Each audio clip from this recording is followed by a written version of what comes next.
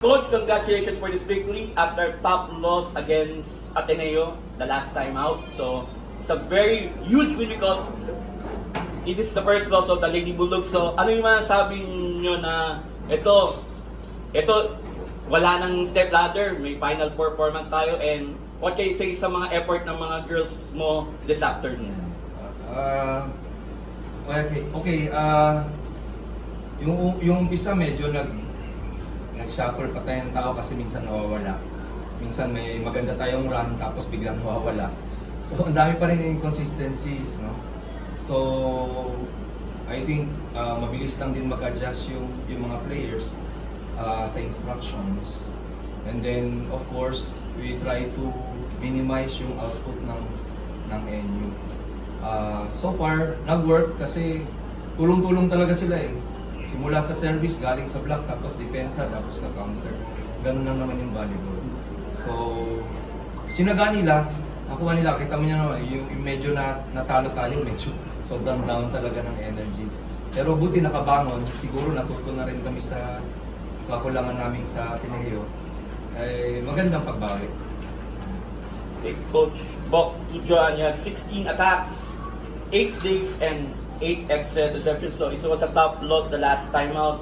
Pero instead na nawalan kayo ng loob, hindi kayo bumitaw, and eventually tinalo nyo yung defending champions. So ano masasabi mo sa performance ng team? Of course, I feel great kasi nanalo kami. But so you've been saying the past, it's all teamwork. So hindi kami gumagalaw mag-isa for ourselves. Gumagalaw kami as a team at tulong-tulong. So I think the team deserves this win. 30 points, siguro in-expect mo na lang din ba sa sarili mo to? It's going into this game knowing na yun nga, defending champions, undefeated yung kalaban nyo ngayon. Actually po, wala po talaga kami in-expect na, hindi namin in-expect na mananalo kami. Parang, yun, laban lang talaga ng laban. And pagkapanalo, pag kuha namin ng last point, hindi ko alam kung anong gagawin ko. Iyak ba ako? Matutuwa ba ako? Sisigaw ba ako? Kasi very surprising talaga yung result ng game. And talagang anything talaga is possible. And talagang kapit lang talaga. Ninyo bilang isa sa seniors, kumbaga paano mo lang in-encourage na kahit NU, kahit unbeaten, na laban lang? Actually po, sa amin po talaga ako, kinakabahan po talaga ako kanina. Nung fourth set. Pero kinuha po ako ni coach kanina, tapos kinausap niya ako sa gilid na huwag mong ipakita na madadown ka sa loob ng court kasi madadown yung buong team. Kaya laban lang, wag kang magpakita ng weakness talaga. Bawal talaga magpakita ng weakness kasi isa ako sa mga inaasahan talaga sa loob ng court.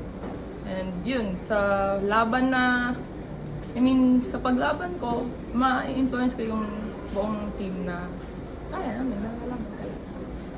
Ano na lang siguro yung mga lessons na nadala niyo from yung pagtalo niyo against Ateneo? Kasi ngayon nga, medyo magkamukha di ba? Parang 5 sets, tapos parehong sobrang dikit.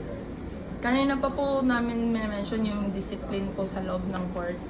Sabi nga ni coach nung after ng game, itong word na to, ang disiplina, makipapanalo sa amin sa loob at or pwede din siyang magpatalo. Pag nawala yung disiplina sa loob, matatalo kami talaga. Kahit anong lakas namin pumalo, anong galing namin dumepensa, pag walang disiplina, wala talagang mangyayari. Kaya disiplina lang, sipag lang talaga sa loob ng court. So we're talking about individual performance na lang. Yun nga, yung mga nahilerang pangalan sa iyo, di basta-basta, Tox Carlos, Jaja Santiago. Siguro ano na lang yung personal feeling mo na, yun nga, na-achieve mo rin yung nagawa din nila nung nasa UAAP sila. Uy, syempre po, nakaka-pressure. Kasi iisipin ko kung paano ko ipagpapatuloy yung ganong performance sa next game. Siguro ano lang talaga, sipag lang talaga, tsaka yun. Sipag lang. Walang titigil talaga.